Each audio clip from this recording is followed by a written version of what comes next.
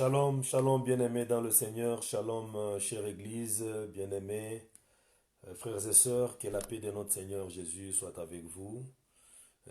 Il est tard, mais je pense que ça vaut la peine que je revienne encore vers vous pour apporter une réflexion dans la parole de Dieu concernant la question qui jusque-là semble rester en suspense et il y a toujours beaucoup d'hommes de Dieu qui n'arrivent pas à s'accorder euh, par les réponses, à partir des réponses qu'il donne sur cette question-là.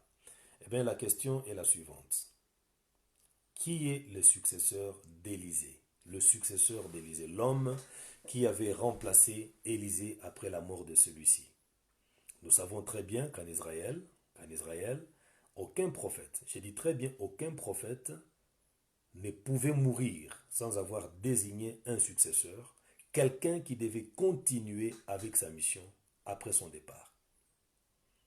Ça, nous le savons.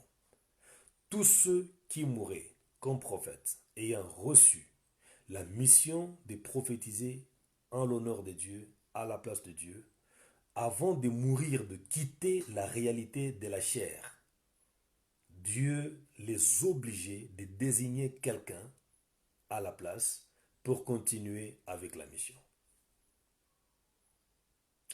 Et on se pose, on arrive chez Élie, il a transféré, il a désigné Élisée comme successeur. Maintenant, au niveau de Élisée, qui a succédé à cet homme puissant de Dieu? Nous savons tous très bien que Élisée n'avait qu'un seul disciple qui s'appelait Géasi. Géasi, c'est un nom hébreu, qui veut tout simplement dire vallée de la vision, une vallée de vision. Mais la conduite de Géasi n'a pas permis à Élisée de le choisir comme son successeur. Non. Vous savez très bien que Géasi était un disciple malhonnête, un disciple qui ne remplissait pas les critères de continuer avec la plus grande mission d'un si grand prophète de la trempe d'Élisée. Géasi ne pouvait pas. C'était un homme qui s'était disqualifié par rapport à sa mauvaise conduite, par rapport à sa ruse et à son esprit d'escroquerie. 2 Rois chapitre 5, nous voyons le récit. Ici, nous voyons Élisée qui a fini de guérir par la puissance de Dieu cet homme Naaman, le général, le grand général Naaman. Et celui-ci, comme d'habitude, il propose un cadeau à Élisée. Il dit, si tu peux accepter quelque chose de ma main. Élisée dit, non, je ne peux pas. Il a refusé. Mais pendant qu'il refusait, Géasi était à côté et il commençait déjà à convoiter tous les biens que le général avait proposés au prophète. Quand ils avançaient quelque part, Naaman s'est détourné de son maître et il est allé, il a couru pour rencontrer, et plutôt Géasi s'est détourné de son maître, je voulais dire, excusez-moi, et il a couru pour aller attraper Naaman et il lui dit, mon maître m'envoie, il utilise toute la ruse, là, tout ce que vous connaissez dans la parole de Dieu, et Naaman lui donne des cadeaux. Et quand il lui a donné de cadeaux, Dieu n'était pas d'accord, et plutôt, le prophète n'était pas d'accord. Il était là, même si sur le plan physique il était absent, mais il témoigne que son esprit était là. Quand Naaman, quand Géasi courait pour réclamer les biens, son esprit était là. Et vous connaissez bien le châtiment en Jean et plutôt en 2 Rois chapitre 5 et 2 Rois chapitre 5 à partir du verset 26-27, il a dit la lèpre de Naaman va t'attraper, toi et ta maison. Et c'est comme ça, la Bible déclare, Géasi quitta la présence d'Élisée avec une lèpre comme de la neige. Et c'était très malheureux.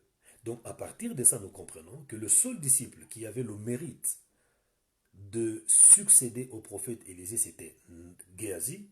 Mais malheureusement, Géasi n'avait pas hérité. Il n'a pas hérité. Il n'a pas hérité de la part d'Élisée. Alors on se pose la question.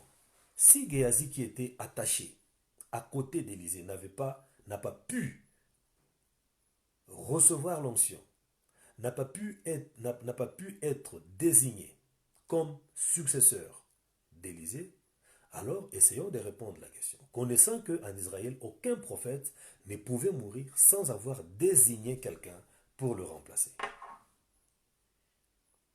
Alors, on se pose la question, qui a succédé au prophète Élisée? Bien, nous entrons dans la matière. Je vais y aller précepte par précepte, un peu ici, un peu là, pour faire comprendre ma réflexion. D'accord? Acceptez ma démarche et puis à la fin, vous allez savoir si réellement j'ai raison ou tort. Mais je crois que j'ai raison parce que c'est la parole de Dieu et c'est l'Esprit qui me conduit pendant ce temps. Je prie à tous ceux qui nous regardent en ce moment de pouvoir manifester. Faites des commentaires. Manifestez-vous, chers bien-aimés dans le Seigneur. C'est une bonne chose parce que cela nous encourage davantage, hein, n'est-ce pas? Merci beaucoup. Je suis avec vous dans le livre de Deux Rois. Deux Rois, Deux Rois. Je vois l'aventure du prophète Élie qui veut quitter Élisée. Vous savez très bien que Élie le prophète avait un disciple qui était son serviteur, il s'appelait Élisée. C'est à celui-là que Élie a laissé l'onction pour continuer avec sa mission. L'homme auquel Élie a laissé l'onction s'appelle Élisée. Ces deux noms, Élie, Élisée, parfois ça porte à confusion. Merci. Nous sommes au chapitre 2. Nous connaissons tous, il avait déclaré, lorsque l'Éternel Dieu fit monter Élie au ciel dans un tourbillon, Élie partait de Gilgal avec Élisée. Donc, Élie était avec Élisée et Élisée le servait et Dieu le préparait déjà pour l'amener au ciel.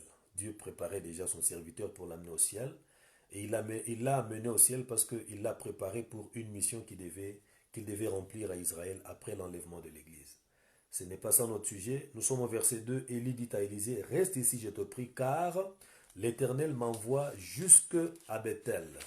Élisée répondit, Éternel, l'Éternel est vivant, et ton âme est vivante, je ne te quitterai point. Et ils descendirent à Bethel, et puis ils sont allés à Jéricho, et puis ils sont allés jusqu'au Jourdain, n'est-ce pas? Ils sont allés jusqu'au Jourdain. Et c'est au niveau des Jourdains là, nous sommes au chapitre, donc toujours 2 Rois chapitre 2, le verset 6, Élie lui dit, donc Élie dit à son serviteur Élisée, reste ici, je te prie, car l'Éternel m'envoie au Jourdain. Il répondit, et l'Éternel est vivant et ton âme est vivante. Je ne te quitterai point. Amen. Je ne te quitterai point. Nous sommes au verset 9. Nous sommes au verset 8. Alors Élie prit son manteau, le roula et il frappa les eaux et les eaux se partagèrent ça et là et ils passèrent tous deux à sec. Le verset 9. Lorsqu'ils eurent passé, Élie dit à Élisée, demande ce que je veux, ce que tu veux que je fasse pour toi, avant que je ne sois enlevé d'avec toi. Élisée répondit, qu'il y ait sur moi, je te prie, une double portion de ton esprit. Une bonne demande, tout naturellement. Et le verset 10, Élie dit, tu demandes une chose difficile, mais si tu me vois pendant que je serai enlevé d'avec toi, cela te sera, donc t'arrivera ainsi, sinon cela ne t'arrivera pas. J'aime bien c'est que donc la réponse d'Élie ici, Élie dit, tu demandes une chose difficile. Mais il n'a pas dit, tu demandes une chose impossible. Il a dit, tu demandes une chose difficile, mais pas une chose impossible. Amen, c'est différent. Le verset 11, comme il continuait à marcher, en parlant, voici un char de feu et des chevaux de feu les séparèrent l'un de l'autre et Élie monta au ciel dans un tourbillon. Ce n'est pas vraiment mon message là, je ne suis pas là juste pour parler, de révéler c'est quoi le char de feu, tout ça, tout ça. Mon problème est d'arriver tout droit à répondre à la question qui a succédé à Élisée. D'accord? Il faut être d'accord avec moi pendant que je présente mon message. Donc je ne suis pas là pour entrer dans les détails, apporter des révélations sur ça et là. Non. Mon problème à moi, c'est de trouver l'homme qui a succédé le prophète Élisée. Connaissant que Géasi a été disqualifié et sa vie a été presque un châtiment. Pas presque un châtiment tout fait. Il était couvert de lèpre. Et maintenant, je commence à parler à partir du verset 12. Élie monte, la Bible déclare, il monte dans un tourbillon. Il monte dans un tourbillon. Et le verset 12, j'aime bien ce qui se passe. Élisée regardait et criait, mon père, mon père. Bien aimé, le message commence là-bas. Mon père, mon père. Pourquoi Élisée a crié mon père? Pourquoi Élisée a crié mon père? Évidemment, parce que tout simplement, lui qui était un serviteur, Élie était pour lui un maître. Le serviteur n'hérite pas, mais c'est l'enfant qui hérite dans la maison de son père.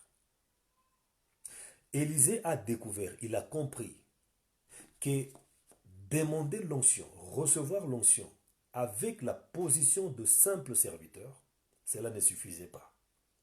Il est allé dans une autre dimension et il a changé d'appellation.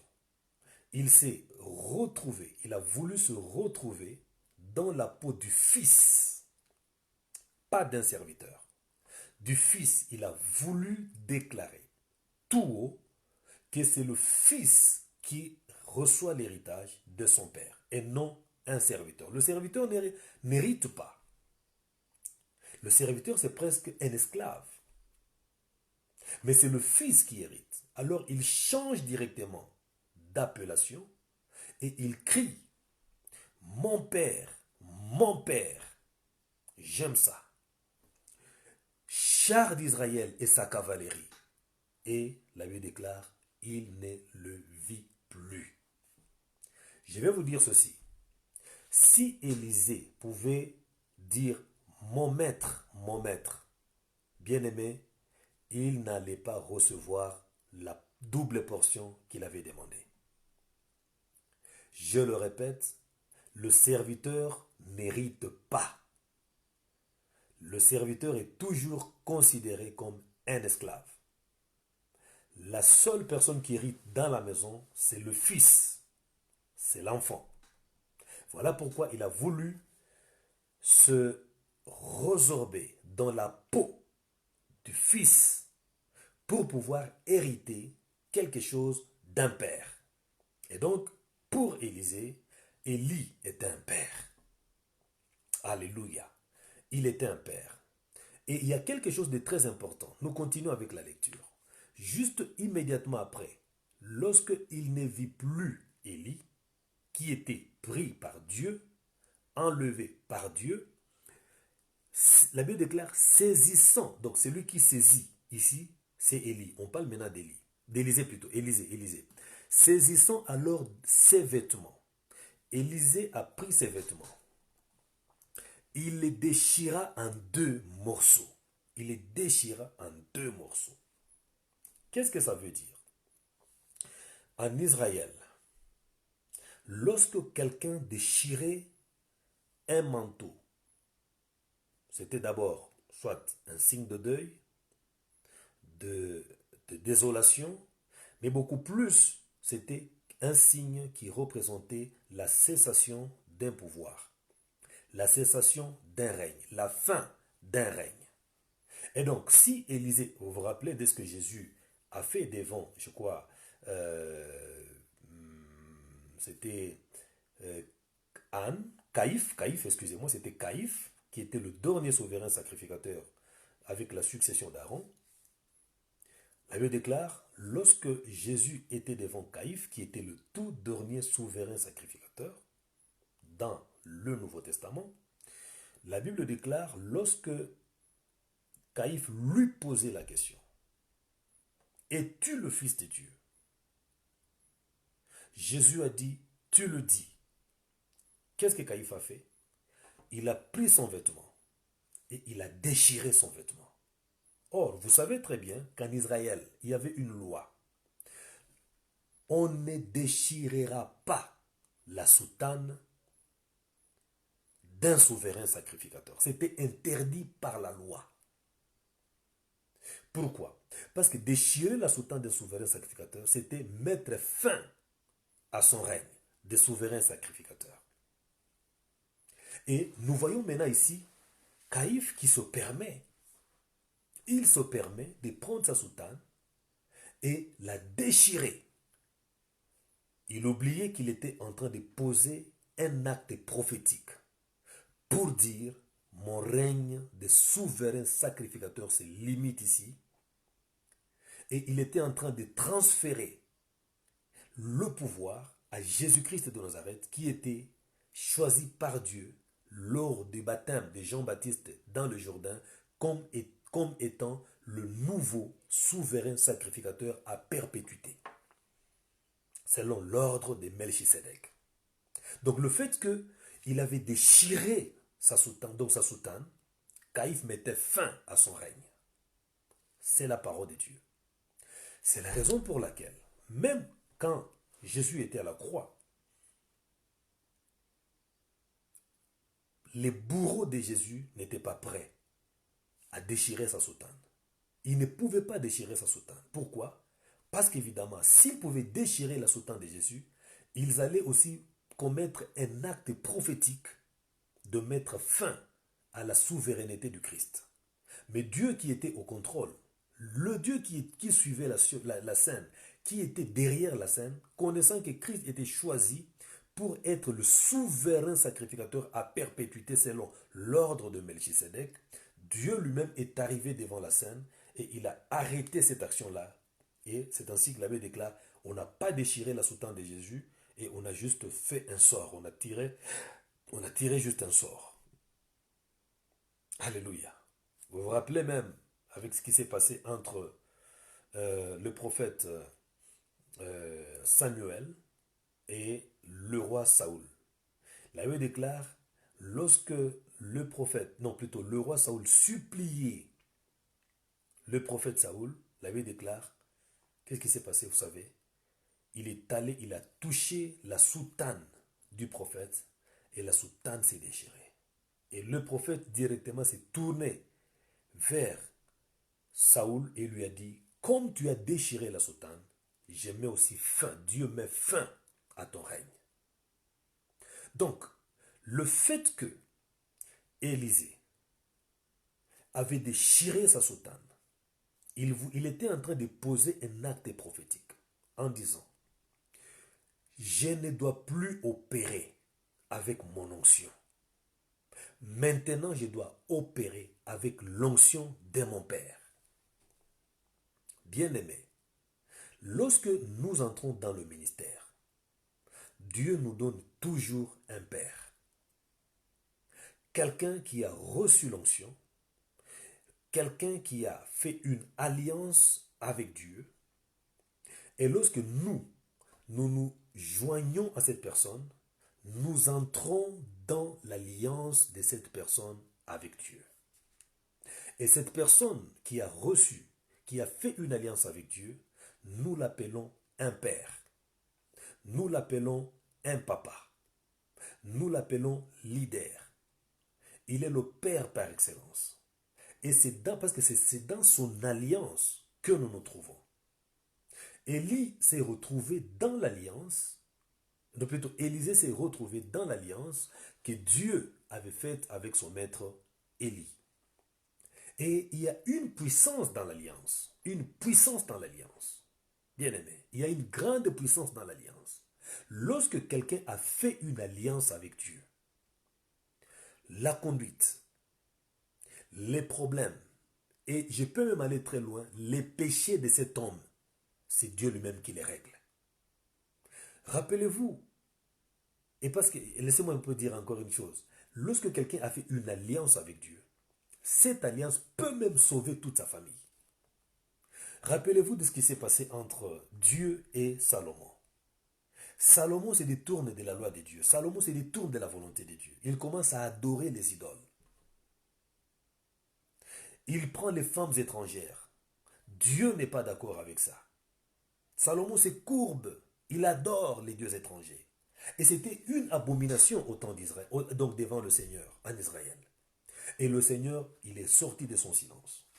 Vous savez ce que Dieu a dit à Salomon? Toi, je t'aurais tué parce que tu as commis une des plus mauvaises abominations. Tu te prosternes devant les dieux étrangers. Savez-vous ce qui a sauvé Salomon? C'était l'alliance que David avait faite avec Dieu. Amen. Bien-aimés, acceptons de rester dans l'alliance que nos pères spirituels ont traitée avec Dieu. ça peut aussi nous sauver. Parce que lorsque nous sommes dans les choses de Dieu, nous devons savoir que Dieu ne fait alliance qu'avec une seule personne. Exemple, quand il écrit aux 7 églises d'Asie mineure, Éphèse, tout ce que vous connaissez, Smyrne, Thyatire, toute Philadelphie, ainsi de suite, Laodicée et autres, Dieu ne s'est pas adressé. Dieu ne s'est pas adressé à l'église. Il s'est adressé à l'ange de l'église. Pourquoi? Parce que c'est avec l'ange de l'église que Dieu est entré en alliance. Tous ceux qui viennent à l'église, ils entrent et ils se soumettent à cette alliance que cet homme de Dieu a faite avec Dieu.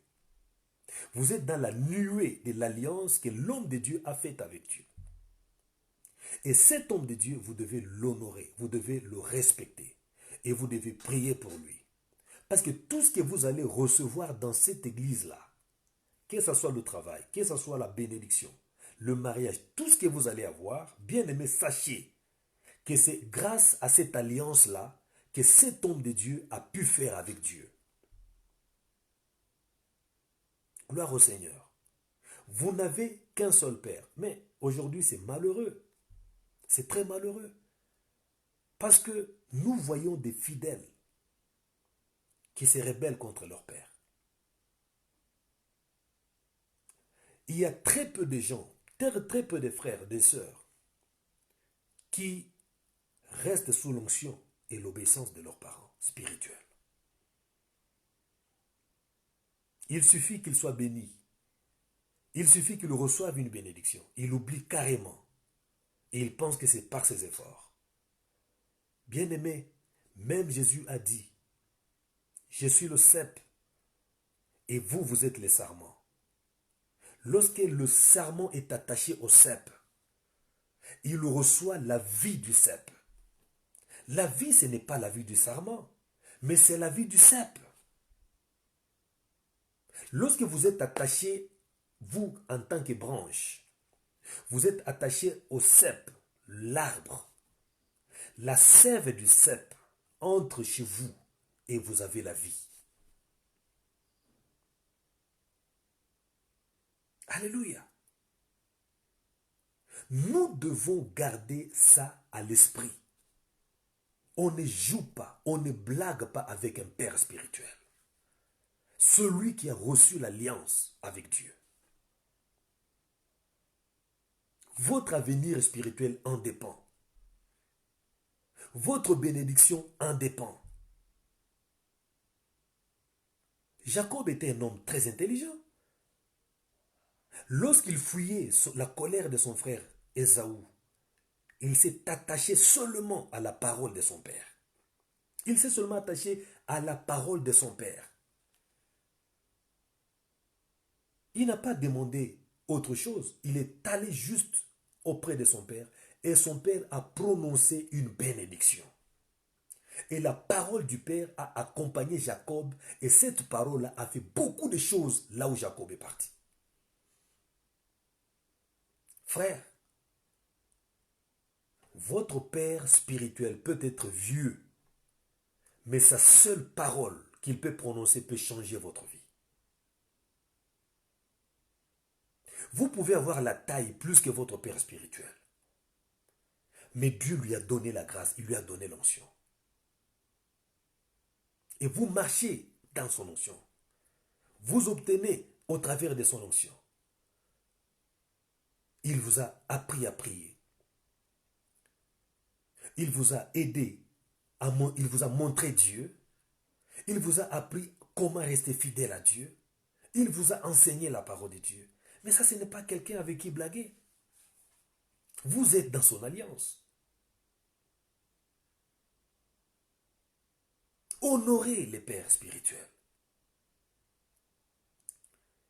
Alléluia. Parce que même dans l'église, chers bien-aimés, même dans l'église, Dieu ne désigne pas 2 personnes. Il y a une seule personne que Dieu désigne et c'est avec cette personne-là que Dieu signe et entre en alliance. Vous tous qui allez venir après, peu importe ce que vous êtes, bien-aimés, vous êtes dans la grâce et dans l'alliance de cet homme-là avec Dieu. Et c'est comme ça. La Bible nous dit très bien. Parce que même avant de citer un verset, je vais vous dire que même le combat dans l'église, frère, ce n'est pas le combat des fidèles. Non. Le combat dans l'église, ce n'est pas le combat des chrétiens. C'est le combat des leaders. C'est le combat des visionnaires. Quand vous voyez par exemple Marc chapitre 3, le verset 27, il dit, personne ne peut entrer dans la maison d'un homme fort s'il ne commence d'abord par le lier. L'homme fort, c'est qui? C'est le père. Si un voleur un brigand entre dans ta maison, toi tu es un garçon, tu es une fille, tu es belle, tu es beau, je ne sais pas. Toi tu crois que ce voleur a besoin de toi? Non, il sait que quand il aura maîtrisé le père, c'est fini. Quand il a déjà maîtrisé le père, donc c'est fini. Il a maîtrisé tout le reste de la maison. Le combat de l'église, c'est le combat, ce n'est pas le combat des fidèles, c'est le combat des leaders, c'est le combat des pasteurs. Satan ne s'attaque jamais aux fidèles. Même Jésus-Christ l'a dit en Matthieu chapitre 26, le verset 31. Il a dit, je frapperai le berger et les brebis seront dispersées. Je frapperai le berger et les brebis seront dispersées. Et on l'a vu. Lorsque le Christ était à la croix, frappé par Dieu, évidemment en utilisant Satan qui était dans l'action, tous ont disparu. Où était-il? Passé à l'état-major. Il ne pouvait plus rester là. Cramponné à l'état-major. Eh bien parce que tout simplement, le berger était déjà arrêté. Le combat, c'est le combat du berger. C'est comme ça que vous allez comprendre. Le berger, dans l'église, si même il est absent, dans l'église, quand même le berger est absent dans l'église, bien aimé, même si vous avez appelé le prédicateur le plus puissant, son absence, ça va se manifester. Et comme on en a son absence va se manifester. Le leader n'est pas là. Quand sa chaise est vide, lui qui est l'ange de cette église, qui a reçu l'onction de cette église, l'alliance avec Dieu pour cette église, quand il n'est pas dans l'église, frère, tout le monde le constate. Il y a un vide dans l'église. Parce qu'il y a une onction qui n'est pas là. Et même je dis, la force d'une église, ce n'est pas le nombre des fidèles. La force d'une église, ce n'est pas le nombre des gens. Non, ce n'est pas la valeur et la puissance des instruments. La force d'une église se mesure par la présence et la puissance du leader. C'est la présence du leader dans l'église. Lorsque le leader qui a reçu l'onction, qui a fait une alliance avec Dieu, est là dans l'église, le ministre de la parole, bien aimé, c'est ça la force de l'église. Et même, vous allez vous rendre compte, si votre pasteur n'est pas là, il est absent, ou bien il est dans l'église, il invite un visiteur pour venir prêcher, l'église peut avoir 20 membres, 30 membres, 40 membres. Le prédicateur qui viendra, il va se préparer en conséquence. Il va préparer le message, pas en fonction du niveau des fidèles, mais en fonction du niveau du leader. C'est ça la vérité. Il préparera son message. Il ne va pas blaguer à la chair parce qu'il sait que dans cette église, il y a un ange de Dieu. Un autre élément important. Les pasteurs, les leaders, les pères, frères, ils livrent des combats terribles sur le plan spirituel que vous ne pouvez pas livrer. La Bible déclare même, lorsque vous voyez et vous lisez Deutéronome chapitre 32, le verset 7, Dieu est en train de dire, pourquoi vous me prenez, moi Dieu, pour responsable de votre malheur? Interrogez vos pères, ils vous le diront. Interrogez vos anciens, ils vous l'apprendront. Qu'est-ce que ça veut dire? Dieu dit, c'est que vous ne me connaissez pas. Vous avez fait un CV, ça n'a pas tenu. Vous avez commencé un ministère, ça n'a pas tenu. Vous avez commencé à faire ceci, ça n'a pas tenu. Vous faites ceci, cela, vous priez bien, mais rien ne tient. Et Dieu dit, ce n'est pas moi le Père Dieu, le Dieu créateur, qui suis responsable de votre malheur. Mais si vous voulez avoir des réponses à tout ce qui vous arrive, il y a des gens que moi j'ai placés. Ce sont vos pères. Des pères qui ont déjà connu des expériences terribles dans leur ministère. Peut-être qu'ils sont déjà passés par ce que vous êtes en train de faire et ils sont sortis avec des réponses. Bien aimé, il y a des choses que toi tu échoues aujourd'hui dans la vie. Peut-être ton père est déjà passé par cette expérience. Il y a des péchés que tu as commis et qui te mettent par terre. Peut-être que ton père est déjà passé par cette expérience et il est sorti victorieux. Et tous les jours, tu te bats, tu te poses des questions. Comment est-ce que je pourrais sortir de ce péché? Il y a quelqu'un, un héros de Dieu, ton père dans la foi, qui peut-être est déjà passé par ce qui te trouble. Et Dieu dit, parce que tu n'as pas de réponse, ce n'est pas moi Dieu qui suis responsable de ce malheur. Tu n'as pas de réponse, j'ai mis quelqu'un à côté, c'est ton père, va lui poser la question. Il va te dire, il va te parler. Pourquoi tu échoues? C'est parce que tu n'es pas en contact avec ton père spirituel. C'est parce que tu n'es pas en contact avec ton papa spirituel. Ton pasteur spirituel. Ton pasteur. Lorsque tu n'es pas en contact avec ton père spirituel, il y a des choses qui t'échappent. Pourquoi? Parce qu'il est passé par des expériences, bonnes ou douloureuses. Et de ces expériences-là, il s'est outillé davantage avec Dieu et il est sorti quelqu'un de très fort. Et toi, tu es nouveau dans la foi. Et toi, tu commences les choses de Dieu. Tu commences le ministère. Tu n'as pas encore vu ou vécu des combats spirituels. Tu n'as pas encore compris ce que c'est l'attaque, une attaque spirituelle. Et lorsqu'une attaque se présente, tu pleures. Et même tu es prêt à abandonner le message, donc la parole de Dieu et même le ministère. Dieu te dit, je ne suis pas responsable de ton malheur. Comme tu n'as pas de réponse à tout ce qui t'arrive, interroge ton Père, il te le dira. Il y a des combats que le Père livre, que vous ne pouvez pas livrer.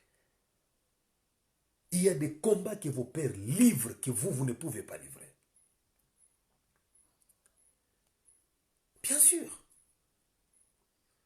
Il y a des combats que vos papas ont livrés, que vous ne pouvez jamais livrer. Si on vous met dans ces circonstances-là, peut-être vous allez fuir. Mais vos pères ont enduré. Je vais peut-être dire, il y a un passage là-dedans, je crois dans Galates, peut-être que je peux lire avec vous, Galates chapitre 6, le verset 7. Galates chapitre 6, il y a quelque chose qui me vient à l'esprit. Galates chapitre 6, le verset 7. Galates chapitre 6, et je prends juste le verset 7.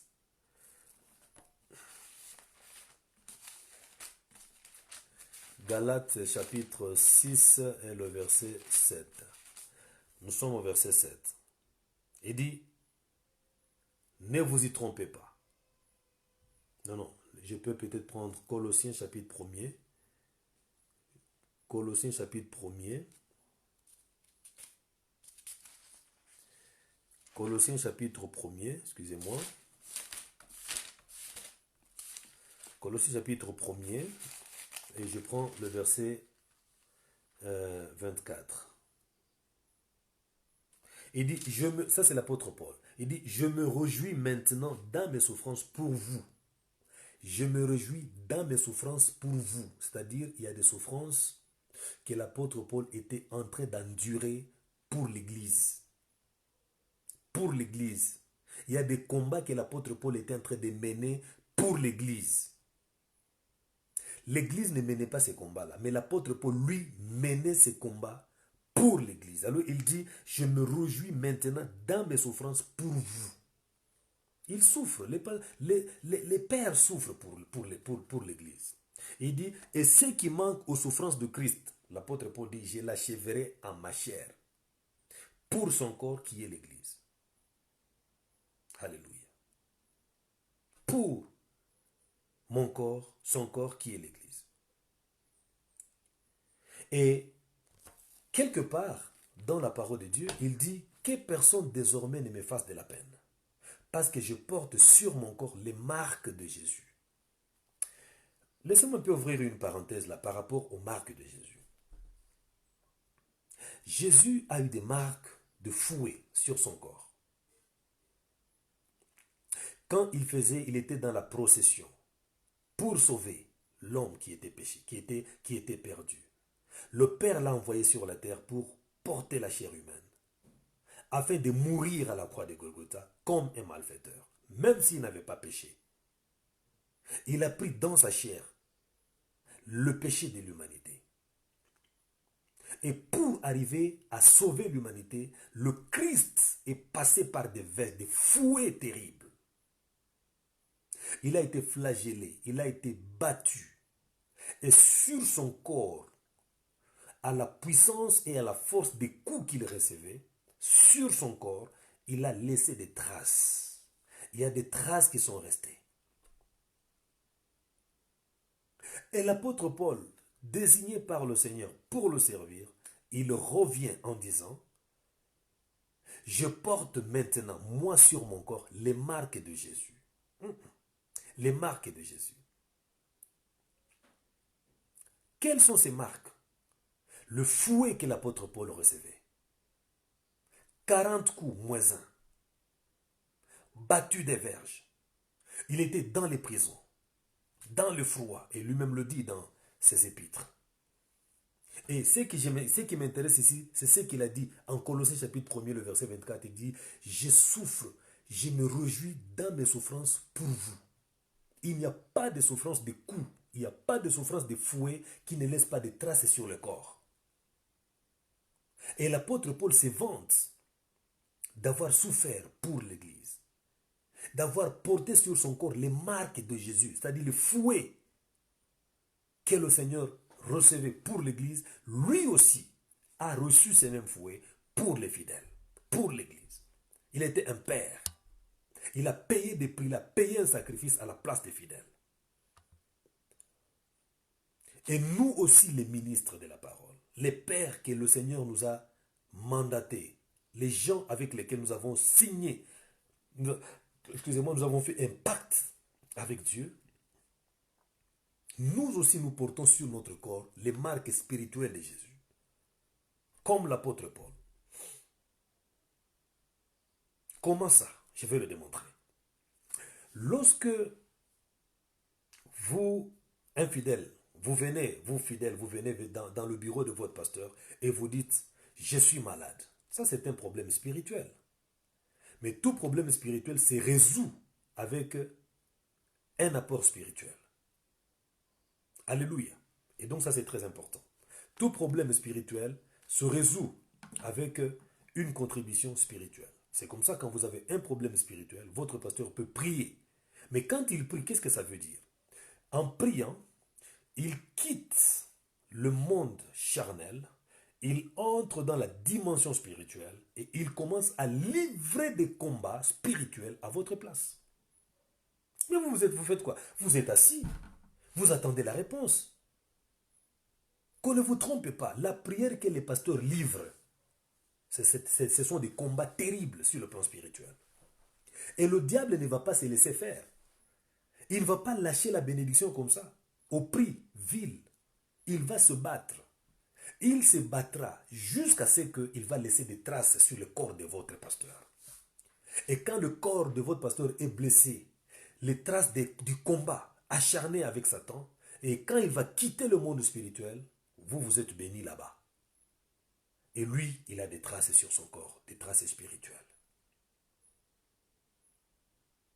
Il y a des combats que nous livrons, sans cesse, jour et nuit, dans le froid, dans les veilles, parce que nous sommes en train de supporter l'Église, parce que nous sommes en train de pleurer pour l'Église.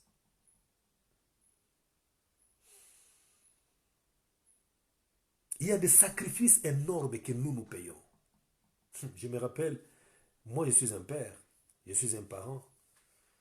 Je connais à l'entrée, par exemple, à la rentrée scolaire, les sacrifices que nous payons pour donner les sacs au dos aux enfants, payer les cahiers, ceci, cela, pour que nos enfants rentrent bien à la maison, donc plutôt à l'école. Mais il y a des parents aussi qui n'ont pas beaucoup de moyens. Peut-être ils ont demandé ça quelque part. Peut-être ils ont fait des lourds travaux. Peut-être ils ont été injuriés au travail quand ils faisaient recours à leur chef. Il y a parfois les chefs païens qui insultent vos pères, vos papas. Mais à cause de vous, ils supportent les insultes. Ils supportent les injures. Ils disent, je peux retourner, je peux rétorquer, je peux répondre à ce chef. Mais quand il pense à toi, toi son fils, toi son enfant, il dit, si je réponds ici, mon travail risque de prendre fin. Et c'est mon fils qui va souffrir. Il paye ce prix-là. Il paye ce prix. Il dit, j'accepte. J'accepte de gober ces insultes. Je vais amortir le choc de ces insultes. Pourvu qu'à la fin, je reçoive quelque chose que je vais amener à mes enfants. Il y a des combats, des sacrifices que nos pères ont livrés, que nous ne pouvons pas livrer. Moi, il y a des sacrifices que j'ai payés. Et maintenant, mes enfants se retrouvent dans mon alliance et ils sont heureux, mais ils ne savent pas par quel chemin je suis passé. Par quel chemin je suis passé. L'enfant de Bill Gates, il ignore tout de la souffrance de son père. Il ignore tout. Il ne sait même pas par quel sacrifice son père est passé, par quelle voie son père est passé. Il ignore tout. Mais il se retrouve heureux parce qu'il y a quelqu'un qui a payé le sacrifice. Jésus a payé le sacrifice de notre salut. C'est nous qui devrions payer ce sacrifice-là. Il a pris notre place, il a payé le sacrifice. Et nous nous sommes retrouvés dans le salut. Il avait déclaré que c'était un don gratuit de Dieu. Alléluia. Un don gratuit de Dieu. Et donc vous comprenez, mes chers frères, le Père spirituel, c'est quelqu'un que nous devrions honorer. C'est quelqu'un que nous devrions respecter. On ne s'aventure pas avec le Père spirituel. On ne blague pas avec un Père spirituel. On n'insulte pas avec un Père spirituel. Parce que même Dieu a dit, ne faites pas du mal à mes prophètes. Non. Hein? Il y a quoi? Il y a un passage là qui dit, oui, ne faites pas du mal à mes prophètes. Dieu lui-même. C'est lui qui touche à mon prophète, à mon serviteur. Il touche la prunelle de mon œil. Je ne suis pas là juste pour défendre les hommes de Dieu, mais je suis juste là pour te faire comprendre la portée, l'importance de ton serviteur, l'importance de ton père dans le ministère. C'est lui qui paye le prix pour toi. Il paye le prix pour ta vie spirituelle. Il veille, il entre au combat. Il y a des combats qu'il est en train de mener, ce père spirituel, jour et nuit, pour toi. Tu te retrouves heureux aujourd'hui.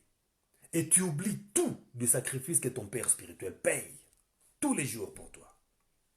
Vous savez, très souvent, les gens pensent que nous, on ne les soutient pas.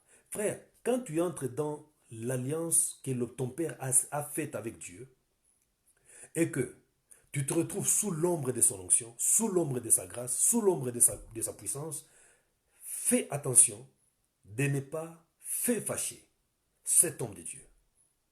Tu peux tout abîmer, tu peux tout troubler. On ne commence jamais avec une onction personnelle quand on est sous l'onction d'un père. Non. On ne commence jamais avec une onction de ministère quand on est sous l'onction d'un père. Dans un royaume, il n'y a pas deux personnes qui règnent au même moment. Si Dieu a fait une alliance avec ton père, c'est son père avec qui il coopère. C'est ton père plutôt avec qui il marche. Dieu n'a jamais écrit aux sept églises en s'adressant aux églises. Il s'adressait toujours aux anges de ces églises-là. Écrit à l'ange de telle église. Pourquoi? Parce que ce n'est pas l'affaire de l'église, mais c'est l'affaire entre Dieu et ses serviteurs. Interrogez vos pères. Soyez en union avec vos parents spirituels. Priez pour vos parents spirituels. Bénissez vos parents spirituels. Honorez vos parents spirituels. Et comme je ne cesse de le dire, dans l'Écriture, la Bible déclare, il y a un commandement auquel s'attache une promesse. Honore ton père et ta mère afin que tu vives sur la terre. Et donc vous voyez ici, et c'était juste une parenthèse qui a pris évidemment beaucoup de temps, mais il y a quelque chose de très important que j'ai voulu souligner ici, parce que j'ai vu, merci beaucoup mon fils fiston, Akili Barnaba, je sais que tu es déjà avec moi, que le Seigneur te bénisse, et je prie que le Seigneur te couvre de sa gloire et de sa bonté au travail où tu es en ce moment. Maintenant, Élisée déchire sa soutane et il crie, il dit, mon père, il a voulu se retrouver dans la peau du fils. Pourquoi? Parce que le serviteur n'héritait pas dans la maison pas dans la maison d'un père. Un serviteur, c'est un esclave. Tout ce temps-là, Ésaïe était un serviteur. Et plutôt, Élisée était un serviteur. Mais remarquez, lorsque Élie partait, il a changé d'appellation. Il se retrouve maintenant comme fils. Il considère celui qui part comme père. Alors, connaissant que le fils, c'est le fils qui hérite dans la maison du père, Élisée a pris une identité. Il a dit, mon père, mon père, mon père, mon père. Et j'ai dit, et je le répète, si Élisée allait dire, mon maître, il n'allait rien recevoir. Il ne pouvait pas recevoir quelque chose. Nous continuons. Il a déchiré, je vous ai déjà parlé pourquoi il a déchiré. En d'autres termes, il voulait dire, je viens de recevoir le manteau de mon maître. En d'autres termes, je fais quoi? Je marche avec l'onction de mon maître. Mon onction en moi n'a plus de place. Ma grâce en moi n'a plus de place. En d'autres termes, je veux commencer à opérer avec la nuée d'onction de mon père. Prenons l'exemple de David. Lorsque David était en guerre, alors qu'il venait de recevoir l'onction, il a dit, quand bien même j'ai reçu l'onction, mais les fils de Tseroudia sont encore plus forts que moi. Il avait l'onction, mais il était encore sous l'onction de Saoul. Saoul n'était pas encore mort. Et Dieu connaît très bien son principe. Deux personnes ne règnent pas dans un même moment. Il y a toujours quelqu'un qui est maître. David avait reçu l'onction sous le règne de Saoul. Mais son onction ne pouvait pas opérer pendant que Saoul était encore vivant. Non! Son onction ne pouvait pas opérer pendant que Saoul, qui avait une alliance avec Dieu, était encore en vie. Il a dit, j'ai l'onction, je le reconnais. Mais les fils de Tseroudia sont encore plus puissants que moi. Ton onction là que tu prétends avoir, ça va, c'est bon. Mais tu ne peux pas bien opérer si tu ne te réfères pas à ton maître. C'est la raison pour laquelle, lorsque Samuel était dans la maison, plutôt dans le temple, et qu'il travaille devant l'arche de l'alliance aux côtés d'Élie, il ne pouvait pas, quand bien même il était l'homme désigné par Dieu sur le plan prophétique, Samuel ne pouvait pas opérer pendant que Élie était là, sans se référer à Élie. D'abord, il ne connaissait pas la voix de Dieu. Il ne connaissait pas la voix de Dieu. Dieu l'a appelé Samuel, Samuel. Il a confondu la voix de Dieu avec la voix d'Élie. Il est allé vers Élie. Il n'avait aucune notion de la voix de Dieu. Et pour la unième fois, la Bible déclare, Élie a compris, lui qui avait le discernement, lui qui connaissait déjà la voix de Dieu, il était déjà habitué à la voix de Dieu. Il a dit maintenant, il a compris, donc ça va être la voix du Père. Ça doit être la voix du Père. Et quand plutôt Samuel est rentré pour la unième fois, Élie a compris. Il dit, cette fois-là, si tu entends cette voix, tu vas répondre, mais voici, ton serviteur parle, Seigneur, ton serviteur écoute. Bien-aimé, peu importe l'onction que tu peux avoir, tu as besoin d'un père. Nous ne sommes pas aujourd'hui, comme j'ai un jour publié sur ma page Facebook, on n'est pas dans le mercato spirituel, comme Messi ou bien Ronaldo, il se fatigue de jouer au Real de Madrid. On fait un mercato. Pendant le mercato, la période là des transferts, il se retrouve à Juventus. Non! Dieu te met sous l'onction d'un père, reste là sous l'onction de ce papa. Il sait pourquoi il t'a placé là-bas. Il sait pourquoi il t'a placé là-bas. Il sait pourquoi il t'a placé là-bas. Dieu n'est pas un ignare comme nous avons parfois l'air de vouloir le croire. Non. Je suis le cep et vous, vous êtes les sarments. Il dit le sarment ne peut pas porter de fruits par lui-même s'il n'est pas attaché au cep. La vie du sarment, c'est la vie du cep. Ce n'est pas la vie du sarment. Élisée a compris cela. Il dit, je ne peux plus opérer avec mon onction. Je ne peux plus opérer avec ma gloire. Je ne peux plus opérer avec mon nom et ma renommée. Parce que j'étais en train de dépendre d'un roi, d'un père, d'un maître plutôt, pas d'un roi, d'un père. Je dois déchirer mon manteau. Il a déchiré son manteau à deux. Et il a pris le manteau du père, il s'est couvert. Même dans le ministère, on ne commence pas toujours à prêcher avec sa grâce. Des enfants qui sont intelligents recourent d'abord à l'onction de leur père. Mais c'est ça. C'est un peu plus tard qu'ils commencent maintenant à s'habituer au langage du père et Dieu commence à leur parler. Est-ce que vous me comprenez? Est-ce que vous comprenez ce que je suis en train de vous enseigner aujourd'hui?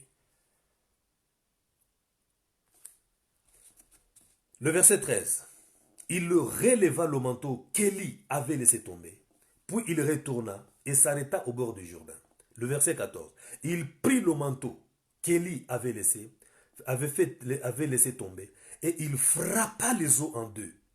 Et il dit, où est l'Éternel, le Dieu d'Élie? Lui aussi, il frappa les eaux qui se partagèrent ça et là et Élisée passa. Est-ce que vous comprenez ça? Où est passé le Dieu d'Élie? Il n'a pas dit où est passé mon Dieu. Aujourd'hui, nous avons des enfants, quand ils commencent à prêcher, quand ils commencent à faire quelque chose, il oublie le Dieu de son père, le Dieu de son alliance. Non, non, non. Non, non, s'il vous plaît, cessez cette histoire-là. Vous risquez de ne pas aller loin avec votre vie spirituelle. Vous risquez de ne pas aller loin. Je viens de vous donner l'exemple de ce qui s'est passé entre Dieu et Salomon. Salomon se tourne contre Dieu, il commence à adorer les dieux étrangers. Mais Dieu est venu, il lui a dit, petit, je devrais te tuer. Mais à cause de l'alliance que j'ai faite avec David ton père, je te laisse en vie. Mais seulement, je vais déchirer ton royaume en deux. Il allait mourir. Il allait mourir, mais qu'est-ce qu'il a sauvé? C'est l'alliance d'un père, de son père, que Dieu a fait avec son père. Et c'était la première expérience avec le manteau d'Élie. Il dit, où est passé le Dieu d'Élie? Chers frères, ne soyez pas honteux de vos pères spirituels. Que vous les dépassiez en argent, que vous les dépassiez en beauté, que vous les dépassiez en taille. Non, ils sont vos pères. Vantez les pères. Comme je ne cesse de le dire, la gloire du fils, du père plutôt, se trouve dans la bouche de son fils. La gloire du père ne se trouve en dehors, ne se trouve ailleurs que dans la bouche de son fils. Lorsque le fils ouvre la bouche, il parle du bien de son père. Pas des enfants que nous avons aujourd'hui. Ça fait pleurer, ça fait mal au cœur. Il se retrouve à deux, il parle mal du père. Il se retrouve à trois, il parle mal du père. Mais mon Dieu, mais vous êtes... Qu'est-ce que c'est? C'est quoi exactement? Mais la gloire du Père, c'est lorsque vous ouvrez votre bouche. Et le Père est honoré, le Père est heureux, il est joyeux, il est content. Pas l'hypocrisie, mais le vrai, la vraie.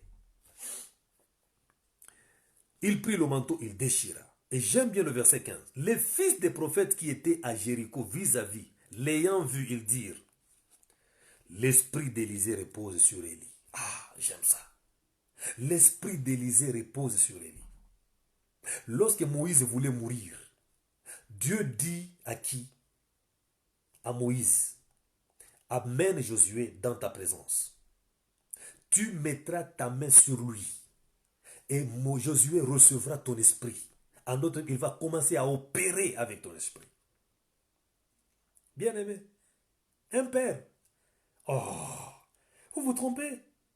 Les petites erreurs que vous pouvez voir sur votre père, ça fait, ça perd la confiance, vous ne voulez plus parler de lui, vous ne voulez plus recevoir sa prière. Non, non, je ne suis pas là pour parler des pères, quand bien même ils commettent les dégâts, mais je suis en train ici de voir le positif des pères. Non, ne soyez pas des mauvais enfants. Ayez un témoignage avec un père. Ayez votre père dans la tête. Construisez un hôtel dans le cœur de votre vie. Et prenez le nom de votre père, mettez-le là-bas. Lorsque vous ouvrez la bouche, c'est la gloire du Père qui sort. Même ceux qui sont à côté de vous, ils vont comprendre que celui-ci a un père. Il n'est pas un bâtard. Mais nos pères biologiques, combien n'avons-nous pas supporté les dégâts que nous avons vus chez eux? Qui a déjà osé jeter une pierre vers son père? Quand on lui dit que voilà ce que ton père a fait. Qui a déjà osé? Pourquoi vous ne supportez pas les pères spirituels? Ça fait mal au cœur. Très mal au cœur. Si vous m'avez suivi en cours d'émission, référez-vous, il y a des choses importantes que j'ai dites bien avant. Bien avant. Quand j'ai parlé des sacrifices du Père, des choses importantes. Les combats que le Père livre, c'est très important. Et les fils des prophètes qui étaient à Jéricho vis-à-vis, l'ayant vu dire, l'esprit d'Élie repose sur Élisée. Et ils allèrent à sa rencontre. Et ils se prosternèrent. Ils se prosternèrent contre terre devant lui. Voilà. Quand vous avez honoré le Père, il vous laisse l'onction. Il vous laisse la gloire. Et c'est ce qui s'est passé avec Pierre. Pierre, lorsqu'il honorait Christ, lorsqu'il avait pris la décision, après la révélation que le Christ était le Messie, la vie de Pierre a changé. Le comportement de Pierre a changé envers Jésus. Le langage de Pierre a changé envers Jésus. Pierre ne pouvait pas accepter qu'on s'approche de son maître comme ça. Et lui était là à côté. Non, non, non, non, non, non, non. Il était le défenseur de Jésus. Il s'est lui-même improvisé comme l'homme qui faisait la ceinture, la garde rapprochée du Seigneur. Il est le seul qui avait reçu la révélation que Jésus était le Messie. Parce que la révélation que nous avons vis-à-vis de nos pères nous conduit à les aimer. La révélation conduit à l'amour. La révélation conduit au respect. Si le Père, Dieu, vous ouvre les yeux que celui-là, c'est votre Père spirituel, bien-aimé, et que vous avez la révélation que c'est votre Père spirituel, à partir aussi des sacrifices qu'il fait pour vous, prier pour vous, vous allez l'aimer de tout votre cœur. Et c'est ça même la différence entre Jean et Pierre. Jean était un disciple que Jésus aimait. Mais Pierre était un disciple qui aimait Jésus. Voilà la différence. Au moment de laisser l'église, Jésus a fait un bon choix. Il n'a pas laissé l'église à l'homme qui lui aimait, mais il a laissé l'église à l'homme qui l'aimait. Voilà le message. Et il est allé même à la résurrection. Remarquez, à la résurrection, Jésus est apparu d'abord à Pierre. À Pierre d'abord. Et puis aux 12. Puis aux 500 frères à la fois. Puis à Jacques, son frère. Puis à Paul. Mais remarquez, d'abord à Pierre, d'abord à Pierre, d'abord à Pierre, d'abord à qui? À Pierre. Et après Pierre, aux 12, Pierre aussi était là parce qu'il était parmi les 12. Après, aux 500 frères, Pierre aussi était là. Donc, à toutes ces occasions, Pierre recevait un secret de la part du Seigneur. Et voilà pourquoi il est devenu le puissant, un des puissants apôtres que nous avons dans la parole de Dieu. L'attachement, l'amour qu'il avait envers Jésus venait de la révélation. On ne peut pas confier de grandes missions aux fidèles que nous aimons. Peu importe ce qu'il joue à la guitare, il chante bien. Non. Nous avons déjà compris que on ne fait pas ça. On laisse l'Église la responsabilité à un disciple qui t'aime, qui a déjà été révélé, qui est tué pour lui. On ne laisse pas la responsabilité aux disciples qui vous aimez. Vous risquez, parce que vous pouvez aimer quelqu'un et qui ne vous a jamais aimé. Vous pouvez aimer quelqu'un qui ne vous a jamais reconnu comme père. Parce qu'aujourd'hui, nous sommes dans le mercato spirituel. Les enfants changent de père comme Messi, comme Ronaldo, comme les joueurs des championnats de la Liga. Quelques temps après, il voit seulement le portrait d'un père, un père qui est déjà reconnu dans le monde ici, il a beaucoup de miracles. Directement, il peut prendre sa photo, il met là, il écrit « Bonjour, c'est mon père spirituel ». Tu vas avoir combien de pères spirituels? Changer de père spirituel ne fait pas de toi un champion. Mais la fidélité que tu attaches à ton père spirituel, c'est ce qui va faire de toi quelqu'un de grand. Parce que tu vas te forger au travers de son comportement et devenir quelqu'un de transformé. Est-ce que tu me comprends? Change d'attitude aujourd'hui. Reste fidèle à l'onction de ton père. Peu importe qui, ce qu'il est. Si c'est ce que Dieu a voulu. Je donne un exemple. Ton père là, peut-être qu'il est soulard. Peut-être qu'il est un ivrogne. Peut-être que c'est quelqu'un de mauvaise vie. Mais tu ne l'as jamais insulté, tu ne l'as jamais renoncé, tu ne l'as jamais abandonné. Pourquoi? Parce que Dieu a voulu que tu viennes par lui, que tu viennes au monde par lui. Et tu dois l'honorer, et tu l'honores toujours. Mais c'est lui qui t'a appris Dieu. C'est lui qui t'enseigne la parole. C'est lui qui te fait connaître Dieu. C'est lui qui te met donc qui te met en contact avec Dieu. Tu lui payes quoi et tu lui donnes quoi? Tout ce que tu fais, c'est de l'insulter, c'est de le critiquer, de mal parler de lui. Mais tu es fou. Tu ne connais pas le genre de malédiction que tu t'attires. On ne blague pas avec son père. Que ce soit le père biologique, que ce soit le père spirituel. Et donc nous voyons ici les fils des prophètes qui sont en train de parler de l'apôtre, plutôt d'Élisée. Ils reconnaissent qu'Élisée a reçu quelque chose de la part d'Élie. Le manteau là, Élie ne lui a pas laissé le manteau en étant par terre. Non, il a fallu d'abord qu'il monte. Le manteau est entré en contact avec la dimension spirituelle. Dieu a pris le manteau là, il l'a béni.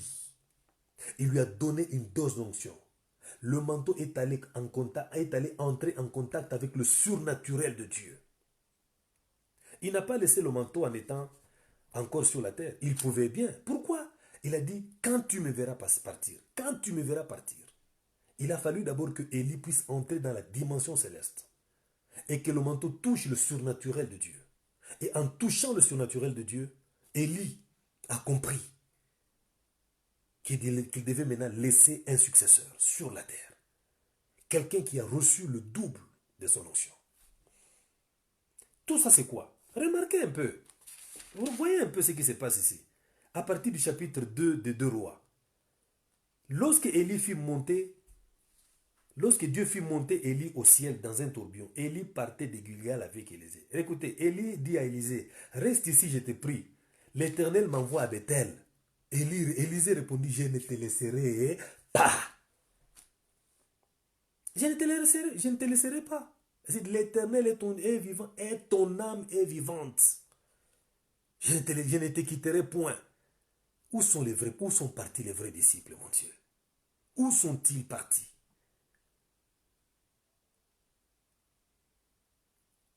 Comme je ne cesse de dire, nous avons actuellement des chrétiens courges, des disciples courges. Vous l'avez planté ici, comme il est courge, liboga. Courge. Il rampe, il apparaît chez le voisin. Et c'est le voisin qui mange le fruit. Combien de enfants que nous avons formés par notre ministère? Nous leur avons montré le chemin de Dieu. À un moment, ils nous ont quittés. Et s'ils pouvaient même nous quitter dans le bon, ça pouvait faire bien. Mais ils nous quittent en nous insultant, malgré le dépôt que nous avons investi en eux. Là où ils sont partis, on les a convoités à cause de ce qu'ils voyaient en eux. Et nous avons été les artisans de leur ministère. On ne convoite pas quelqu'un qui n'a pas quelque chose de Dieu. Lorsque vous voyez un serviteur convoiter un enfant d'un autre père, c'est à cause de ce qu'il a vu dans cet enfant-là. Mais ce qu'il a vu dans cet enfant-là, c'est un dépôt que le père a déposé dans sa vie. Ce papa-là qui est venu te convoiter, cet homme de Dieu qui est venu te draguer, je ne parle même pas de solliciter, te draguer, il t'a dragué comme on drague une fille. Il te drague, et quand il t'a dragué, tu acceptes de partir avec lui. Comme exactement une fille peut accepter un homme. Mais pourquoi l'homme a dragué la fille? C'est parce qu'il a trouvé que la fille a quelque chose qui l'a intéressé. Et c'est exactement ça. Les enfants, nous investissons dans eux. Et puis il y a d'autres serviteurs qui viennent les convoiter. D'abord ça, c'est une provocation dans le ministère. C'est une provocation dans le ministère. L'esprit a bouchokosi dans le ministère. Et ce n'est pas bien, c'est condamnable. Dieu n'est pas d'accord avec ça. Je préfère rester avec 2 enfants dans l'église que j'ai formés moi-même, que d'avoir des milliers d'enfants volés, détournés. Non, ce n'est plus l'œuvre du Seigneur. Ce n'est plus l'œuvre de Dieu, ça, que nous faisons. Un royaume qui se divise n'existe plus. Satan ne peut pas se diviser. Un royaume qui se divise n'existe plus. Et ça fait mal au corps du Christ. Mais cessez de rester des chrétiens, cessez d'être des chrétiens courges. On vous plante ici, vous rampez, et c'est quelqu'un d'autre qui vient qui vous mange là-bas. Restez fidèle à votre Père. Peu importe qui il est, c'est qu'il est. Il peut commettre 1000 erreurs. Mais il y a peut-être un élément important que vous avez vu chez votre Père qui peut vous pousser à rester à côté de lui. On n'est pas parfait dans ces choses. Nous subissons des coups et des combats terribles dans notre ministère. Et des fois, c'est difficile même.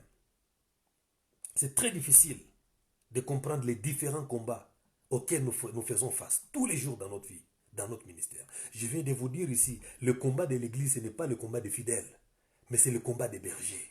Le diable, c'est nous la cible. Il nous met tous les jours dans le collimateur de ses plans. Et il sait toujours, il dit toujours, toi, serviteur de Dieu, le jour, à la moindre occasion, quand je t'aurai, je te descendrai.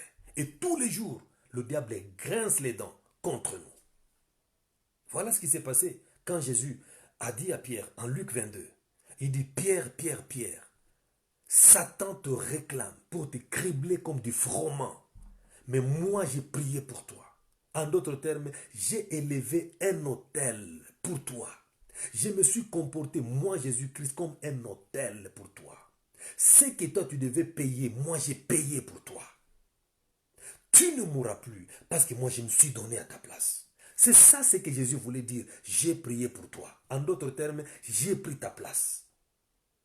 J'ai été un autel. Je me suis érigé en autel, Mazabao, pour mourir à ta place. Et c'est ça le combat. C'est ce que les serviteurs de Dieu font tous les jours. Jusqu'à ce que l'apôtre Paul est arrivé à dire, nous restons pauvres, mais nous enrichissons beaucoup. Le pasteur peut rester sans chaussures, sans maison, chasser des maisons par-ci, par-là. Il est comme ça comme un malheureux. Mais vous n'avez pas l'idée des différents combats qu'il livre pour vous. Vous n'avez pas l'idée des différents combats qu'il livre chaque jour pour votre vie. Et c'est ça vraiment l'homme que vous voulez insulter. C'est ça vraiment l'homme que vous voulez blesser. C'est ça vraiment l'homme que vous voulez déranger. Vraiment. Mais vous voulez quoi avec Dieu?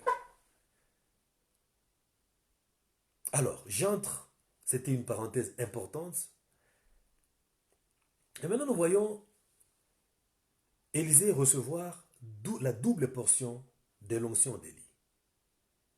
Et nous savons très bien que Élie avait fait 7 miracles, 7, je précise bien le nombre 7, et en d'autres termes, en recevant, Élisée en recevant l'esprit d'Élie, en d'autres termes, il devait faire, lui, 14 miracles. Et nous avons vu Élisée faire 13 miracles de son vivant. 13 miracles de son vivant. Et en faisant les 13 miracles de son vivant, Satan est allé dire, souffler. Évidemment, ça c'est juste une explication, ce n'est pas écrit dans la parole. Il est allé souffler le fils des prophètes. Il leur a dit, écoutez, votre maître c'était un menteur. Parce que la Bible déclare Élisée était mort. Élisée était mort dans 2 Rois chapitre 2. Élisée était mort, tout ça, tout ce que vous connaissez. Élisée est mort. Il est mort sans avoir accompli 14 miracles pour prouver qu'il avait reçu bel et bien la double portion de l'esprit d'Élie. En d'autres termes, Satan vante, il parle mal et il dit, Élisée c'est un faux prophète. Il n'était pas un faux prophète. Dieu voulait honorer Élisée.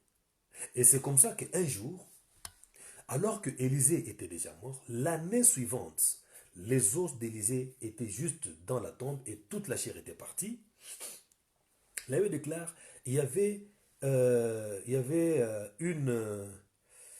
l'armée moabite. Il y avait l'armée moabite qui était en train de faire une émeute. Et pendant ce temps-là, il y avait aussi une autre procession, c'est-à-dire on amenait un cadavre pour enterrer. Mais comme c'est le groupe qui amenait le cadavre s'était rendu compte qu'il y avait l'armée moabite, la Bible déclare, ils ont pris le corps, ils l'ont jeté où ça? Dans la tombe où étaient les os d'Élisée. Maintenant, il y a eu contact entre les os d'Élisée et et le corps de cet homme. Et la Bible déclare, cet homme s'est mis debout sur ses pieds. Un point important. Je développe d'abord la première chose. La première chose, c'est que je vous ai dit, il n'y a en Israël aucun prophète qui était mort sans avoir désigné un successeur. Il fallait d'abord qu'il désigne son successeur avant de mourir. Moïse, c'était avec Josué et quoi Élie, c'était avec Élisée, et ainsi de suite, tout ce que vous connaissez là. Et maintenant, ici, nous voyons, Élisée, lui, est parti, il est mort. Mais on n'a pas vu son remplaçant. Géasi, je vous ai montré toute la tragédie qu'il a commise en prenant frauduleusement les choses des mains de Naaman. Et puis, la colère d'Élisée était tombée sur Géasi, il est mort, et puis il l'a maudit, il a eu un châtiment terrible, la lèpre a couvert son corps, et il est mort lépreux. Et maintenant, qui a pris la succession, la place d'Élisée? Et c'est ce que nous sommes en train d'étudier ici, en disant que lorsque Élie, donc les os d'Élie, ont rencontré le corps mort, la Bible déclare, il y a eu un miracle. C'est-à-dire la vie qui était dans Élisée est entrée dans le cadavre. Les os. Vous savez très bien que l'homme vient du sang. L'homme est le résultat du sang. La vie de tout homme est dans le sang, selon Lévitique chapitre 17, verset 14. La Bible déclare, l'âme de toute chair, donc la vie de tout homme, c'est le sang, c'est son sang. L'homme, c'est son sang. La vie de toute chair, c'est son sang. Jésus est venu, il a versé son sang, en d'autres termes, il a donné sa vie. Et nous remarquons, Élisée, ce sont ces os qui ont touché le corps. En d'autres termes, comme les os proviennent du sang, c'était son propre sang qui avait touché. Or, le sang, c'est la vie. Donc, c'est la vie d'Élisée qui est entrée dans cet homme. Et la Bible déclare, cet homme s'est tenu debout sur ses pieds. En d'autres termes, il était déjà devenu actif directement. Et voilà pourquoi nous comprenons que l'homme qui avait reçu l'onction d'Élisée, qui avait pris la place d'Élisée, après la mort d'Élisée, c'était qui? C'était cet homme-là. On n'a pas cité son nom, mais c'est ça. Dieu, c'est lui qui avait récupéré ce corps-là, par sa puissance. Et il l'a déposé dans le trou. Lui, en tant que grand scénariste. Et il avait déclaré, cet homme a couru plus vite que tout le monde. Et c'est comme ça, l'onction. Lorsque nous avons l'onction, nous courons plus vite que tout le monde. Nous comprenons les choses plus vite que tout le monde. Nous opérons avec Dieu plus vite que tout le monde. Et donc nous comprenons ici que l'homme qui avait succédé à Élisée n'était autre que cet homme-là. N'était autre que ce cadavre qui avait repris vie avec la vie d'Élisée transférée dans sa vie. Je crois que le Christ a été une fois de plus glorifié et je vous souhaite une excellente soirée en compagnie de Jésus-Christ notre Seigneur et Sauveur. Si Dieu le veut, nous allons poursuivre une autre émission, un autre numéro avec un sujet encore très important. Que la gloire retourne à notre Père et que la peur puisse nous quitter parce que nous avons le Seigneur qui est notre Père et notre Dieu. Je vous aime beaucoup. Restez fidèles à vos pères. Ne les quittez pas. Priez pour eux si vous constatez quelque chose de mal. Que le diable ne vous vole pas et qu'il n'abuse pas de vous. Restez des hommes avisés. Il y a des pièges que le diable vous tend tous les jours quand vous parlez mal de vos pères spirituels. Ne créez pas de blessures dans les cœurs de vos pères spirituels. Protégez vos pères. Aidez-les à vieillir heureusement. Aidez-les à vieillir normalement. Aidez-les à avoir votre nom dans leur bouche. Mais pas dans les mauvais sens, mais dans le bon sens. Votre père peut manquer une vision, mais il peut toujours parler. Votre père peut ne plus bien voir, mais sa bouche sera toujours active pour prononcer des bénédictions pour votre vie. Et Dieu sera toujours derrière ça pour accomplir. Gloire à Dieu. Gloire au Seigneur. Merci. J'ai donné une réponse. Et c'est vrai, je suis entré dans beaucoup de choses en parlant de la paternité. C'était très très important pour moi d'ouvrir cette parenthèse, cette brèche. Et je sais qu'il y a quelqu'un qui m'a suivi, il y a quelqu'un qui m'a vraiment bien compris. Et j'espère que vous allez changer votre manière de penser, votre manière de faire. Et que le Seigneur sera glorifié dans votre vie. Merci. N'oubliez pas le jeudi. Tous les jeudis, je passe à la télé, Hope Channel, à partir de 20h. Ça dépend, parfois 20h, 20h15. Je passe avec mon émission, Le Rouleau Ouvert, qui est une émission essentiellement mystère. Et je sais que vous serez vraiment de nôtres pour apprendre davantage sur la parole de Dieu. Que le Seigneur vous bénisse. Moi, c'est Dr Jean-Paul Aruna. Je suis le pasteur principal de Christ Gospel Church. Que Dieu soit loué au nom de Jésus. Amen.